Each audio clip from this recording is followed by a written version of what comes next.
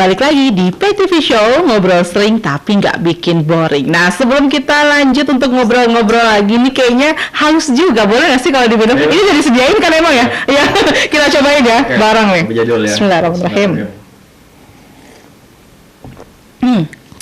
Aku akan makin suka kayaknya. Enak banget. Kalau ditambah es batu lagi, ya, makin dingin ya. Itu makin dingin makin enak banget gitu ya. Gitu kan, ada iya. rasa kopinya juga tetap nggak hilang. Jadi kalau misalkan pemirsa televisi dia yang suka banget sama kopi rasa klasik, ini bisa banget jadi pilihan sih. Ini tetap nggak hilang. Tapi kalau mau belinya di mana nih? Ini kedainya dari mana? Ini baru ada satu di Jalan Karangtengah Raya. Baik. Nomor 15 Lebak Bulus. Cari aja di situ pokoknya. Ada kopi jadul ya. Gede banget loh pelangnya. Oke, gede banget pelangnya dan bukanya dari jam berapa? Oh ya. 24 jam. Oke, jadi ditunggu deh pemirsa kapanpun mau datang ada. Kalau malam-malam nggak bisa tidur, mampir aja ke situ. Mampir aja. Boleh sambil ngobrol-ngobrol, habis sharing-sharing juga boleh banget ya. Kita ngobrol bareng di sana di Kopi Jadul yang ada di Jalan Karangtengah. Langsung aja cari Kopi Jadul karena gede banget pelangnya dan 24 jam. Kalau malam-malam carinya juga pasti lebih mudah lagi karena kan udah pada yang nyala satu doang gitu ya. Oke, udah luar biasa. Nah, lagi-lagi ini bicara tentang bisnis kuliner, bahwa Mas Agung tuh punya banyak banget juga bisnis yang lainnya. Masih berjalan nggak sih sampai masih terus berjalan juga ya? Beberapa masih berjalan, beberapa kita karena COVID yang misalnya tempatnya dekat kampus nih. Oke, iya. Nah, dipaksa untuk diberikan kebijakan tertutup dulu ya. Tapi kan di dalam Kopi Jadul ini banyak banget menu yang berkolaborasi juga di situ. Iya, karena memang di Kopi Jadul ini bukan cuma jualan kopi aja kan, karena memang di Kopi Jadul ini menunya banyak. Jadi menu-menu kita bisa all in one, mau makan berat ada, mau makan ringan juga ada. Yang paling unik ya ini menu-menu yang tradisional zaman dulu.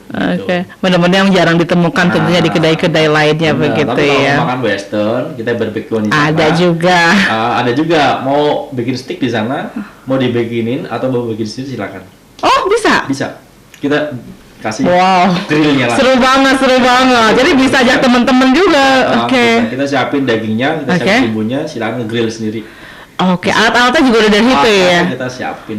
Bisa lah, itu harus by request atau bisa datang terus minta menu seperti itu nggak sih? By request aja ya, lebih baik ya, supaya dipersiapkan semuanya ya. Ini bisa jadi salah satu tempat pilihan teman-teman bersama dengan keluarga atau juga bersama dengan rekan-rekan begitu ya, untuk menikmati masakan Nusantara ataupun western sekalipun sambil ngopi-ngopi cantik gitu. Seru banget daripada di rumah kan bingung ya. Alat-alatnya aduh repot deh. Langsung aja ke kedai Kopi Jadul. Nah, Mas Agung, ini tadi juga ya kita udah berbincang tentang Mas Agung bagaimana menjalankan bisnisnya. Kemudian juga kalau Mas Agung ini tidak percaya dengan ada yang namanya resiko, melainkan semua itu adalah pelajaran. Tapi apapun namanya, seperti apapun naskahnya pelajaran, tetaplah itu yang namanya ada satu bisnis yang tidak bisa dilanjutkan begitu ya.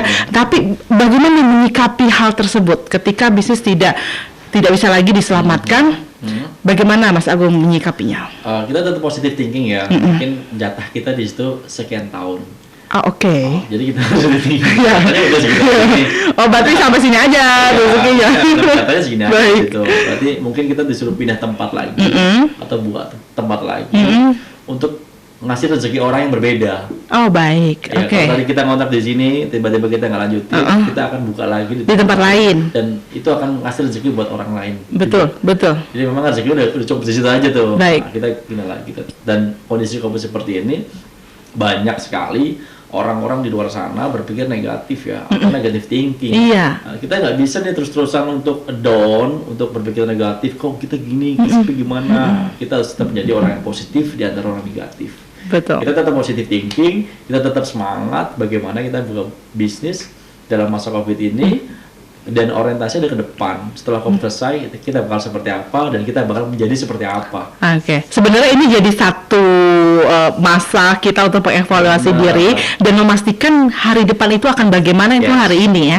Karena ini jadi salah satu masa paling berat juga bagi para pengusaha, bagi para pelaku bisnis untuk kalau hari ini bisa dilewati, hari depan akan menjadi lebih mudah sekali begitu ya. Karena ini hambatan merupakan salah satu hambatan terbesar bagi para pelaku bisnis. Nah, Mas Agung, strategi lainnya yang Mas Agung terapkan tadi kan sangat positive thinking, nggak pernah berhenti, semangat gitu kan. Tapi mungkin pemirsa juga, aduh ya udahlah itu saya juga udah semangat tapi masih juga gini-gini aja gitu. Apa yang strategi lainnya yang Mas Agung? Jadi strategi marketing itu banyak sekali. Kalau kita bicara strategi marketing banyak banget, tapi yang paling penting strategi marketing itu ya kita bicara marketing langit. Apa itu marketing langit? Ada bukunya? Ada teorinya? Mungkin ada ya. Oke, mungkin ada. Tapi itu yang dipercaya. Itu memang kita harus serahkan sama Allah semua ya. Jadi apapun resikonya, apapun itu bicara resiko atau bicara apa, semuanya Allah yang atur. Rencana Allah lebih indah daripada rencana kita semua. Betul. Nah, ketika kita mau bisnis, jangan takut jual murah, jangan takut jual mahal juga. Memang rezeki sudah ada yang atur, Allah atur semua. Cuma kan bicaranya bagaimana sih kita ngebantu orang gitu kan. Nah, bicara ngebantu orang itu berarti bicara kantong orang. Nah, ketika kita bicara yang di dompet ada berapa sih gitu. Makanya dalam bisnis kita nih, rumah makan kita atau kedai kopi ini ada harganya semua. Jadi kita tahu bendernya ada harganya. Kenapa? Karena orang akan lepasin yang di kantong dia dengan yang harganya dia sama dia. Jadi ketika kita jual murah, sebenarnya kita lagi bantu orang. Jadi orang merasa terbantu, makanya dibeli. Berarti ini kebanyakan menu-menu yang ditawarkan ini harganya sangat-sangat terjangkau. Contohnya? Ya kita bicara misalkan ketan susu atau kopi 10.000 aja nih satu botol, itu kan es kopi susu nih. Sudah bisa menikmati es kopi susu. Ketan juga paling 10.000 juga.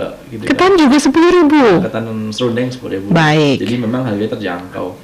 Nah jadi ketika kita bicara ngebantu orang akan merasa terbantu, berarti dia akan beli nih. Apakah ada beberapa memang segmented, misalkan orang merasa terbantu karena lapar. Betul. Ada orang merasa terbantu karena harganya. Tapi ada orang yang merasa terbantu karena bargaining positionnya. Karena gue orang kaya nih, masa mau makan seperti itu. Jadi maunya makan yang mahal. Tapi ada orang yang udahlah daripada kita kelaparan, kita makan aja. Itu terbantu semua. Ada yang tergantung bargaining position karena prestisnya. Betul, prestis. Ada yang terbantu karena kondisi darurat. Tapi ada yang terbantu yang bisa daily ini terbantu karena harganya murah. Dia bisa konsumsi daily itu. Nah, itu yang sebenarnya strategi marketing harus kita terapin kalau memang kita mau dibeli secara daily. Ya mau nggak mau harganya harus kita ngebantu orang juga. Nah ini bicara harga membantu orang. Bagaimana Mas Agung sendiri memastikan setiap harga dari produk yang dijual? Nah, jadi kita bicara produk, bicara harga, itu kan ada banyak item ya. Jadi nggak semuanya, misalkan harga ini HPP-nya misalkan nih 8.000 nih, kita jual harus 16.000. Kita bisa ngambil itu cuma 2.000 perak misalkan. Atau ketan HPP-nya misalkan 6.000, kita ngambil cuma 4.000. Jadi nggak semuanya kita ngambil untung besar, nggak semuanya kita ngambil untung, jadi subsidi silang tuh. Ada yang kita ngambil untungnya, ada yang enggak, ada yang gede, ada yang kecil, ada yang kecil. Jadi ya semuanya sebenarnya ngambil keuntungannya nggak banyak-banyak, cuman pasti ada keuntungannya untuk kita ngitung bayar operasional dan lain-lain. Baik. Karena dalam pengoperasiannya juga bukan hanya Mas Agung sendiri yang melayani tadi ya, karena lagi-lagi yang diyakini oleh Mas Agung adalah kita tidak bisa kemudian menjadi egois untuk diri kita sendiri, karena kita juga butuh waktu untuk keluarga ya. Kalau kita benar sekali. Tapi itu yang jadi prioritas utama ya. Jadi keluarga nomor pertama. Family, keluarga, teman-teman dekat itu paling penting sih. Waktu itu aku mahal banget. Aku tuh sangat menghargai waktu tuh mahal banget. Makanya aku nggak mau ya waktu aku tuh sia-sia untuk apalagi kita jujur kan sebentar nih ya kan? Waktunya harus kita manfaatin dengan baik sekali. Nah bicara bisnis tadi, kita nggak mungkin jadi Superman. Capek, harus jadi Avenger nih ya. Benar. Jadi Superman-nya aduh bisa mati muda, atau bahasanya capek sendiri lah, stres. Apa kemudian yang bisa dinikmati, terlebih lagi bagaimana kita bisa terus menebar manfaat kalau kita sendiri tidak punya daya dan upaya begitu ya. Oke Mas Agung, aku masih penasaran tentunya tadi dengan marketing langit. Nanti kita akan dengarkan lebih lanjut lagi, lebih mendalam lagi. Bisa jadi ini salah satu strategi yang paling ampuh untuk bisa terus bertahan dalam bisnis kuliner di era pandemi. Sesaat lagi pemirsa, tetap di PET TV Show.